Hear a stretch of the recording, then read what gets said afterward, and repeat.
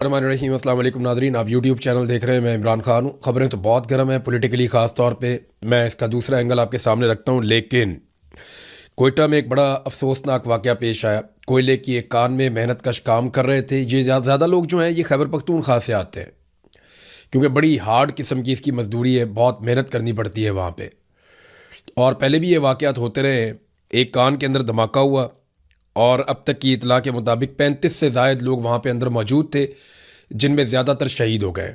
BBC ने जो आखिरी खबर दी उसके मुताबिक 18 से ज़ायद लाशें निकाली जा चुकी हैं और बदस्तूर लाशें निकालने का सिलसिला जारी है।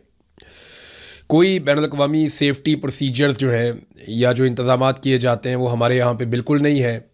कोई ज़िम्मेदारी लेने को तैयार नहीं है। रेस्क्यू के लिए जो बेहतर इंतज़ामात हो सकते हैं वो भी नहीं है।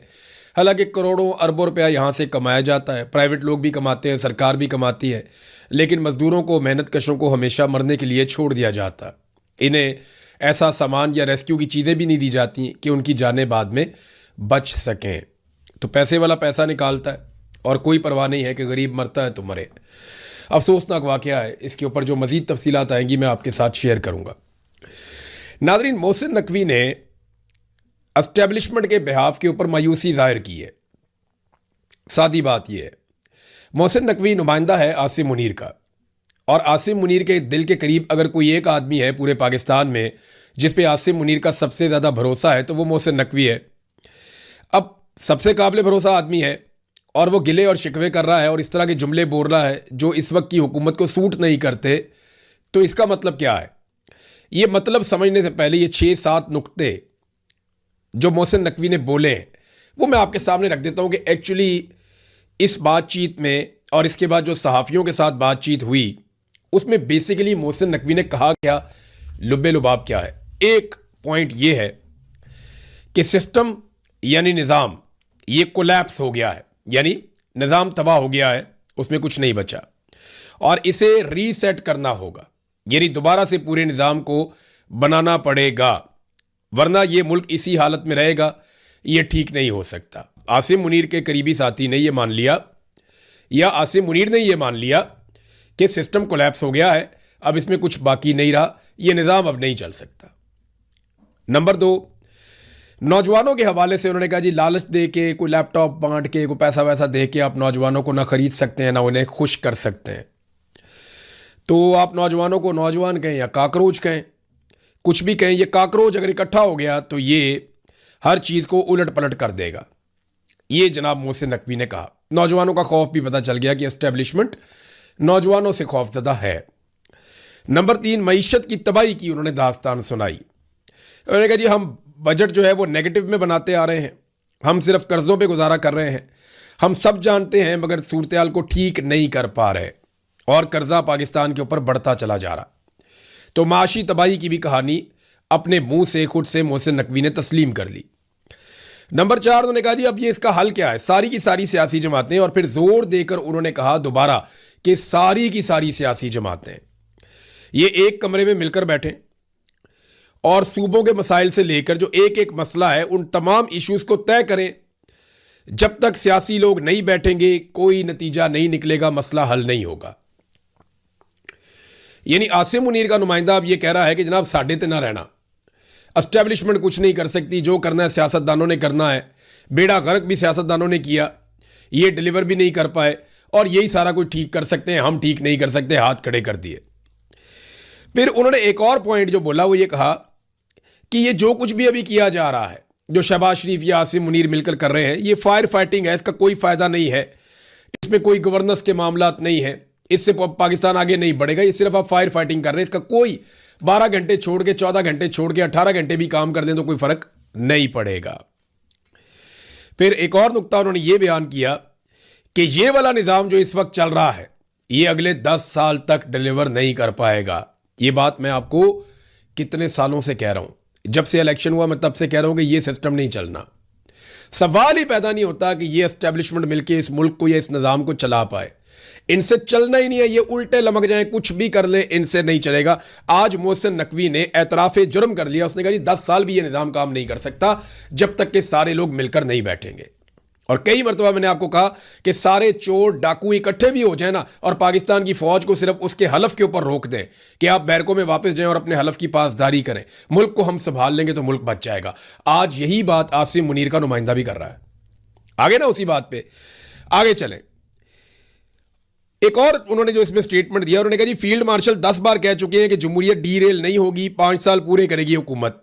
जमहूरियत तो डीरेल हो गई जिस दिन आपने पाकिस्तान में इलेक्शन चोरी कर लिया आसिम मुनीर साहब। जमहूरियत तो उस दिन डीरेल हो गई जब आपने सारे के सारे कवानीन ही तब्दील कर दिया, आइन का हुलिया बिगाड़ दिया। जमहूरियत तो उस दिन डीरेल होगी जब आपने एक पॉलिटिकल पार्टी का इंतखाबी निशान छीन लिया, उसका झंडा उठाने पर पाबंदी लगा दी। जमहूरियत तो उस दिन डीरेल होगी जब आपने एक पॉलिटिकल लीडर की आवाज़ सुनवाने पर, उसकी शक्ल दिखाने पर आपने पाबंदी लगा दी। जमहूरियत तो उस दिन डीरेल होगी जब आपने ज़बरदस्ती इंसानों को जबरी तौर पर लापता किया और जब वो वापस आए तो वो अपनी पॉलिटिकल पार्टी को जिसके साथ जमहूरी वाबस्तगी थी वो उसको छोड़ चुके थे। तो जमहूरियत को डीरेल करने की हर कोशिश करने के बाद आसिम मुनीर का नुमाइंदा कहता है कि जमहूरियत को डीरेल नहीं होने देंगे, हुकूमत 5 साल पूरे करेगी। वो कैसे करेगी वो भी देखते हैं। एक और बात उन्होंने आसिम मुनीर का नाम लिए बगैर कही। उन्होंने कहा कि जो बात कही पहले मैं आपको एग्जैक्टली वैसे ही पढ़ के सुनाता हूं। सिर्फ नून लीग और पीपल्स पार्टी नहीं, मेरी ज़ाती राय में पीटीआई को भी इस निज़ाम को बेहतर बनाने में इकट्ठा होना चाहिए। इमरान खान का फैसला अदालतें करेंगी, ये हुकूमत अपनी मुद्दत हर मुमकिन पूरी करेगी। मैं सदारती निज़ाम की बात भी नहीं कर रहा, ये मोहसिन नकवी ने सहाफ़ियों से बातचीत में कहा। तो देखिए, हुकूमत अपनी मुद्दत पूरी भी करेगी और ये निज़ाम 10 साल तक डिलीवर भी नहीं कर पाएगा और निज़ाम कोलैप्स भी हो गया है। सारे इकट्ठे होकर बैठो और पीटीआई को भी इकट्ठा करो और इमरान खान का फैसला अदालतें करेंगी। समझ आ रही है आपको? एक और स्टेटमेंट देखें। आसिम मुनीर का नाम लिए बगैर मोहसिन नकवी ने कहा कि एक बंदा सब कुछ लाकर प्लेट में रख रहा है, कोई रेड लाइन है जो वो शख्स क्रॉस नहीं करना चाहता। वो कहता है कि इसी सिस्टम में हो और ठीक हो, अब सबका फर्ज है कि मिलकर रीसेट करें। ये नहीं सादी सादी बात है, ये मार्शल लॉ की धमकी है। मोहसिन नकवी ने कहा कि Asim Munir red line cross करके मार्शल लॉ नहीं लगाना चाहता। वो नहीं चाहता कि पाकिस्तान में सिस्टम डीरेल हो, लिहाजा यही सिस्टम काम करे और इसी के अंदर मामला ठीक हो जाए। ये आसिम मुनीर की ख्वाहिश है, ये मोहसिन नकवी ने कहा। बात सादी सादी तो ये है ना, और रेड लाइन क्रॉस नहीं कर रहे। तो वो जो रेड लाइन है वो तो क्रॉस हो चुकी है। जो मोहसिन नकवी कहता है कि एक बंदा रेड लाइन क्रॉस नहीं करना चाहता, वो रेड लाइन तो क्रॉस कर चुका है। आइन की शक्ल बिगाड़ दी, रेड लाइन क्रॉस हो गई। अदलिया और पार्लिमान को यरगमाल बनाकर एक्सटेंशन भी ले लिया और इस्तिस्ना भी ले लिया, रेड लाइन तो क्रॉस हो गई। पूरा का पूरा इलेक्शन चोरी कर लिया, रेड लाइन क्रॉस हो गई। इंसानी हकूक की धज्जियां उड़ा दी। यानी कोई एक पाकिस्तान के अंदर सरमायाकारी लाए हो ना, या स्टेबिलिटी लाए हो, कोई एक चीज कुछ भी आप लेकर नहीं आए। यानी सवाए डोनाल्ड ट्रंप का फेवरेट फील्ड मार्शल बनने के कोई और चीज या क्रेडिबिलिटी या सरमायाकारी वो पाकिस्तान में तो नहीं आई। पहले कहा जनाब के सैकड़ों अरब हम पाकिस्तान में लेकर आ रहे हैं, वो भी नहीं आए। फिर कहा जनाब ओवरसीज पाकिस्तानी 1000 अरब रुपया लेकर आ रहे हैं, वो भी नहीं आए। फिर कहा जी मादनियात हमारे लिए गेम चेंजर साबित होने जा रही हैं, वो भी नहीं हुआ। फिर कहा जी हमारे तेल और गैस के नए ज़खायर निकल आए, वो भी नहीं मिले। फिर कहा जी असलहे और जहाज़ों के सौदे हो रहे हैं, पूरी दुनिया से ऑर्डर आ रहे हैं, लाइनें बंद गई हैं, पता चला वो भी नहीं हुआ। फिर कहा जी क्रिप्टो से हम बहुत सारा पैसा बना के पाकिस्तान की किस्मत बदल देंगे, फिर वो भी नहीं हुआ। फिर अमरीकी सरमायाकार आ गए, उसके बाद जनाब अरबी सरमायाकार पहुंच गए।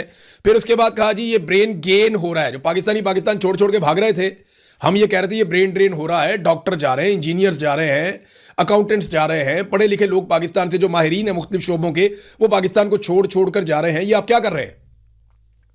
तो हमें कहा गया ये ब्रेन ड्रेन नहीं है, ये ब्रेन गेन है, ये भी कहा गया। फिर जनाब कहा गया दिफाई मुआहदे हो रहे हैं, इससे मुल्क की किस्मत बदल जाएगी। और अब जनाब ये कह दिया गया कि आखिरी हल ये है कि नए सूबे बना दिए जाएं, कि जनाब 20 सूबे और बना दो, ये कहा गया। तो 20 सूबे बनाने से क्या होगा? 20 सूबे बना लें, अब 30 सूबे बना लें, क्या इससे फौजी मुदाखलत खत्म हो जाएगी सियासत के अंदर? 20 या 30 सूबे बनाकर अपने ज़्यादा सियासी लोगों को आप ऑब्लाइज तो कर सकते हैं, ज़्यादा सियासी लोगों को और ज़्यादा सियासी कंट्रोल तो आप हासिल कर सकते हैं। छोटे छोटे यूनिट होंगे ना, तो वो छोटे छोटे बंदे कंट्रोल कर लिया करेंगे, एक कर्नल की, एक कैप्टन की, एक मेजर की मार हुआ करेंगे। आप जितना मर्जी कंट्रोल कर लेंगे 20-30 सूबे बना के, लेकिन क्या इससे फौजी मुदाखलत खत्म हो जाएगी? नहीं होगी। 20-30 सूबे बना करके आप अवामी नुमाइंदों को इख्तियारात दे देंगे। जब तक आप अवामी नुमाइंदों को इख्तियारात नहीं देंगे, ये फैसला भी अवामी नुमाइंदों ने करना है और मुंतखब नुमाइंदों ने करना है कि सूबे कितने होंगे और किस तरह होंगे। ये कोई सरकारी ऑफिसर बैठ के बंद कमरे में ये फैसला नहीं कर सकता कि पाकिस्तान में कितने सूबे होने चाहिए। अब आ जाए इस बात पे कि क्या ये वाकई हो रहा है कि सेम पेज फट गया, या आसिम मुनीर साहब ने जनाब इस्तिस्ना और एक्सटेंशन लेने के बाद आंखें अपने माथे पे रख ली। कुछ लोग कह रहे हैं कि एस्टेब्लिशमेंट जो है वो सारी जिम्मेदारी सियासतदानों पे डाल रही है। इससे पहले हमने मिशाल मलिक को सुना, उन्होंने कहा जो कुछ आज़ाद कश्मीर में हो रहा है इसके पीछे सियासतदान जिम्मेदार है, फौज का तो कसूर ही कोई नहीं है, मिलिट्री एस्टेब्लिशमेंट तो बेगुनाह है, उन्होंने तो कुछ भी नहीं किया, जो किया है वहां पे सियासतदानों ने किया। तो ये मलबा सारा सियासतदानों पे क्यों डाल रहे हैं? मजे की बात यह है कि नून लीग जो हर चीज में चौधरी बनती है, बहुत चीख चीख के बोलती है और हिसाब बराबर करने की उनको आदत है, यहां पे उनकी चूं भी नहीं निकली। मोहसिन नकवी ने उनकी धुलाई की है पकड़ के, उनकी चूं भी नहीं निकली, वो जरा भी नहीं बोले, बल्कि डरे हुए और सहमे हुए। मोहसिन नकवी को तो ऐसे बुलाते हैं जैसे मुन्ने के अब्बा, यानी डरते डरते मोहसिन नकवी को मुखातिब करते हैं। ख्वाजा आसिफ, एहसन इकबाल, शहबाज शरीफ, नवाज शरीफ, इसाक डार, आसिफ जरदारी, ये सारे मिलकर सीना ठोकते रहे कि जनाब हमारा हाइब्रिड निज़ाम बहुत अच्छा चल रहा है, हम एस्टेब्लिशमेंट के हाथ मजबूत करेंगे। आज उस निज़ाम की धज्जियां उड़ा दी मोहसिन नकवी ने और एक चार्जशीट पूरी की पूरी लगा दी शहबाज शरीफ के ऊपर। शहबाज शरीफ वजीर आजम है, उसकी काबीना का एक रुकन है मोहसिन नकवी, उसने शहबाज शरीफ की गवर्नेंस के ऊपर पूरी की पूरी एक चार्जशीट लगा दी। यही ताजिर है जो आज बैठे हुए थे। ये 2 साल पहले आसिम मुनीर साहब ने इनसे 3 साल पहले बहुत बड़े बड़े वादे किए थे, 1 साल में मैं ये कर दूंगा वो कर दूंगा, 2025 हमारी तामीर और तरक्की का साल है, बेड़े ही गर्क कर दिया 2025 में भी और 26 में भी। कुछ भी ये संभाल नहीं पाए। वजह क्या है? मैं आपको पिछले 2 महीने से बता रहा हूं कि आसिम मुनीर साहब का बनाया हुआ पूरा का पूरा निजाम और प्लान ये फेल हो चुका है। ये सारा का सारा सिस्टम बैठ गया है। अब ये ढूंढ रहे हैं कि मलबा किसके ऊपर डालें। ये खुद मलबा उठा नहीं सकते, किसी और पे डाल नहीं सकते, बचने की उम्मीद बहुत कम है। डोनाल्ड ट्रंप भी इनको नहीं बचा सकता। कोई इतना पैसा तो लाके वो पाकिस्तान को नहीं दे देगा कि आप निकल जाएं। अरबों डॉलर हमने दुनिया के देने हैं। सिर्फ इस साल जो हमने कर्जा वापस करना है वो 21 अरब डॉलर है। 21 अरब डॉलर, एक अरब डॉलर के लिए हम तरसते हैं। एक अरब डॉलर के लिए हम कितने पापड़ बेलते हैं वो आप सब जानते हैं। इन्हीं ताजरों के सामने SIFC के बलबूते पे बड़े बड़े दावे आसिम मुनीर साहब ने किए थे, कोई भी पूरे नहीं हुए। और एक और मैं बड़ी अजीब चीज देख रहा था, जब भी मोहसिन नकवी साहब किसी नाकामी का तस्करा करते थे कि निजाम कोलैप्स हो गया, ताजिर तालियां बजाना शुरू हो जाते थे। ये तो हमारी अकल है, ये तो हमारी सूरत हाल है कि मोहसिन नकवी ने जितने कड़वे सच बोले जिससे हर पाकिस्तानी को दुख होना चाहिए, हर उस बात के ऊपर ताजिर तालियां बजाते थे कि पाकिस्तान कोलैप्स होने जा रहा है, तालियां जी, मईशत तबाह हो चुकी है, तालियां जी, बजट हम नेगेटिव में बनाते हैं, कर्जों पे गुजारा कर रहे हैं, तालियां जनाब, सारी सियासी जमातों को मिलकर बैठना पड़ेगा वरना मसला हल नहीं होगा, 10 साल ये मुल्क ऐसे ही रहेगा, तालियां जनाब।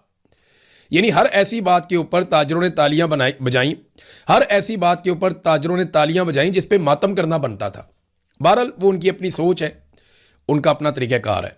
तो नाज़रीन, क्या वाकई ये होना शुरू हो गया है कि सेम पेज फट गया है? लेकिन जब भी कभी एहतजाज का मौसम आता है ना, जितना कश्मीर के अंदर दबाव बना हुआ है, तो पहले पीपल्स पार्टी और PMLN ने एक अच्छी खासी नूरा कुश्ती की और उसके बाद अब एक और नूरा कुश्ती आप देख रहे हैं। PMLN किसी किस्म का जवाब देने के मूड में नहीं है। फजलुर रहमान साहब भी एक नूरा कुश्ती लेकर आए थे, फिर बिलावल और PMLN ने एक नूरा कुश्ती की है। देखिए, ये सारी नूरा कुश्ती है जब तक कि ये निज़ाम आसिम मुनीर से टक्कर नहीं लेगा। जब कोई जमात आसिम मुनीर साहब के खिलाफ होगी और उनके जुल्म के खिलाफ बात करेगी, उनके सियासी किरदार के खिलाफ बात करेगी, तो फिर हम ये कहेंगे कि ठीक है, आप दुरुस्त बात कर रहे हैं। फजलुर रहमान साहब ने कभी भी आसिम मुनीर साहब के किरदार के ऊपर तनकीद नहीं की, कभी भी नहीं की। वो सिर्फ गोल मोल बात करते हैं, बाजुआ पे तनकीद करके निकल जाते हैं, फलाने पे करके निकल जाते हैं, तुमने ये किया था, तुमने वो कर दिया था, तो गोल गोल बात करते हैं। फजलुर रहमान भी साफ बात नहीं करते। तो ये सारी नूरा कुश्तियाँ हैं, ये चलती रहेंगी, क्योंकि जब एहतजाज का मौसम आता है तो लोगों को डिस्ट्रैक्ट करने की कोशिश की जाती है। मुझे लगता है कि ये वो भी हो सकता है, अभी आप कुछ कह नहीं सकते, लेकिन इस किस्म की डाइवर्जन एहतजाज के मौसम में लगाई जाती है। अब आ जाए नाजरीन आज़ाद कश्मीर की सूरत हाल पे। सरदार अमान ने एक स्टेटमेंट दिया, वो मैं सबसे पहले आपके सामने स्टेटमेंट रखना चाहता हूँ। सरदार अमान खान ने IG आज़ाद कश्मीर के इस दावे को मुस्तरद कर दिया कि ये जो मुजाहिरीन है ये मुसल्ला है। यानी ये दावा किया गया था IG की जानिब से कि छतों के ऊपर खड़े हुए जो लोग थे सादा कपड़ों में, ये मुसल्ला लोग जो हैं ये मुजाहिरीन थे। लेकिन उन्होंने कहा नहीं, ये मुजाहिरीन नहीं थे, इमारतों पर सिक्योरिटी फोर्सेस के शूटर्स खड़े थे, उनका ताल्लुक मुजाहिरीन से नहीं था। आप बैनुल-अक़वामी मीडिया को रावलाकोट आने दें ताकि दुनिया को सच मालूम हो सके। ये तो बड़ी अच्छी बात है। अगर आप वहाँ पे जुल्म नहीं कर रहे और आपको लगता है कि जत्थे हथियारबंद होके रियासत के ऊपर हमलावर हैं, तो आप बैनुल-अक़वामी मीडिया को इजाज़त दें, वो वहाँ पे आए। और जॉइंट अवामी एक्शन कमेटी अगर इंडिया के लिए काम कर रही है या वो दहशतगर्द हैं या वो दहशतगर्दी कर रहे हैं, तो वो पूरी दुनिया के सामने बेनकाब हो जाएंगे। लेकिन सिक्योरिटी फोर्सेस ऐसा होने नहीं दे रही। ये मैं आपको एक वीडियो में देख रहा था, इसमें आप ये देखें, ये पुलिस वाले सीसीटीवी कैमरास तोड़ रहे हैं। यानी जो घर वाले अपने कैमरे लगाते हैं ना गलियों में, बाहर कुछ चोर आ जाए या कई लोग सिक्योरिटी के पॉइंट ऑफ व्यू से देखते हैं कि बाहर से कौन गुजर रहा है कौन नहीं गुजर रहा, हमारा दरवाज़ा खटखटाया तो किसने खटखटाया। तो लोग जो है ना वो अपनी सिक्योरिटी के लिए, ज़ाती सिक्योरिटी के लिए, अपने इलाके की सिक्योरिटी के लिए सीसीटीवी कैमरास लगवा लेते हैं। ये सीसीटीवी कैमरास जो है ना ये पुलिस वाले बहुत पसंद करते हैं। वो ये कहते हैं कि इनके ज़रिए से हमें जराइम को पकड़ने में मदद मिलती है, शरपसंदों पे काबू पाने में मदद मिलती है। यहां पुलिस वाले डंडे लेकर खुद सीसीटीवी कैमरों को तोड़ रहे हैं। क्यों तोड़ रहे हैं भैया? आपको तो चाहिए कि सीसीटीवी कैमरास और लगवाएं ताकि शरपसंदों के बारे में पता चले, ताकि पता चले कि दहशतगर्द कौन है, ताकि पता चले कि गोली कौन चला रहा है। अब पुलिस वाले सीसीटीवी कैमरास तोड़ रहे हैं तो सीसीटीवी कैमरा तो वही तोड़ता है जो मुजरिम होता है। यानी मेरे घर में जब भी कभी गैर कानूनी रेड होती थी, 70-80 पुलिस वाले घुस जाते थे एजेंसियों के साथ, तो वो आगे सबसे पहले कैमरे तोड़ना शुरू करते थे। इसी तरह बाकियों के घरों में जाके भी सबसे पहले वो कैमरे तोड़ते हैं और डीवीआर उठा के गायब करते हैं। हमेशा यही काम करते हैं। तो यहां पे पुलिस वाले जो हैं वो लोगों के गलियों में लगे हुए कैमरे तोड़ रहे हैं डंडे मार मार के, ताकि कोई सबूत इकट्ठा ना हो पाए। देखिए, अगर तो शरपसंद जॉइंट अवामी एक्शन कमेटी वाले हैं या कश्मीर के सिविलियंस हैं, तो फिर तो पुलिस को कभी भी कैमरे नहीं तोड़ने चाहिए ताकि सबूत इकट्ठे होते रहे। लेकिन अगर शरपसंद पुलिस वाले हैं तो फिर वो कहेंगे जी तोड़ो कैमरे, ताकि जो हम यहां पे तमाशा लगाएंगे या यहां पे जो जुल्म हम करेंगे खवातीन के साथ, बच्चों के साथ, नौजवानों के साथ, या हम गोली चलाएं, बर्बरियत करें, वो किसी को दिखाई ना दे। ये फुटेज है और ये सबूत है कि सीसीटीवी कैमरास पुलिस तोड़ रही है। इसी तरह जो सीसीटीवी फुटेज 9 मई की है वो भी गायब कर दी गई, जिसके बारे में आज तक इमरान खान साहब कहते हैं कि वो सीसीटीवी फुटेज लेकर आओ। नाजरीन, कमांडर फारूक साहब वाला मामला जो है ना वो आज़ाद कश्मीर में बहुत ज़्यादा उसके ऊपर डिस्कशन हो रही है। लोग बहुत तकलीफ में हैं, बहुत तकलीफ में है। ये बहुत इज्जतदार बुजुर्ग थे, 85 साल इनकी उम्र है। इन्होंने भारत की बहुत बड़ी फोर्स को, जहां पे पाकिस्तानी फौज का बस नहीं चल रहा था, इन्होंने अपने चंद साथियों के साथ मिलकर बड़ी देर तक लड़ाई की थी। यानी कुछ 14 घंटे तक बताई जाती है कि लगातार लड़ाई चली थी।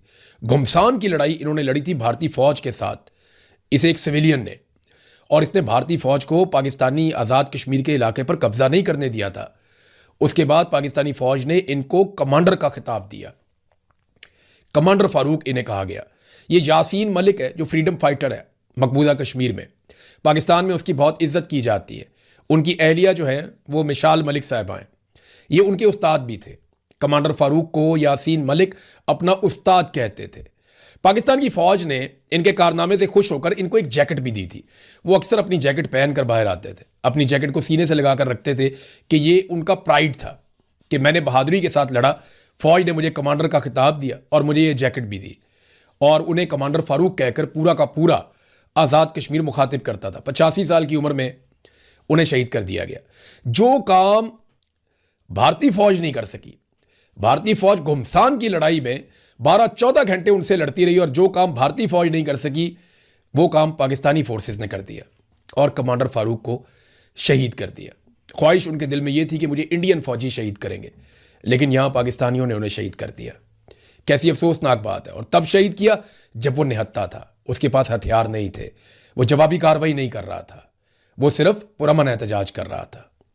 नाज़रीन, आज कुछ ऐसी वीडियोस आज़ाद कश्मीर से आई हैं, मैंने वो वीडियोस देखी, मुझे आप यकीन करें पहले ये लगा ही नहीं कि ये आज़ाद कश्मीर की वीडियो है। कोटली से, मीरपुर से, बाकी इलाकों से, रावलाकोट से, मुझे ऐसा लगा कि ये वीडियोस शायद मकबूजा कश्मीर से। यकीन करें मुझे पहली दफ़ा ऐसा लगा। ये इतनी खौफनाक वीडियोस थी, मैंने अपने ट्विटर के ऊपर लगाई हैं, आप जाकर देख सकते हैं कि इन वीडियोस में क्या दिखाई दे रहा है, किस तरीके से फोर्सेस नौजवानों से लड़ रही हैं और नौजवान कितने गुस्से में हैं। वो कैसे बेचारे वापस पत्थर मारते हैं उठा के जब उनकी तरफ गोली चलाई जाती है। ऐसा लग रहा था मकबूजा कश्मीर के वो मनाजिर जो हम आज से 10, 20, 30 साल पहले देखते थे, वहां पे वो मनाजिर आज रिपीट हो रहे हैं आज़ाद कश्मीर में।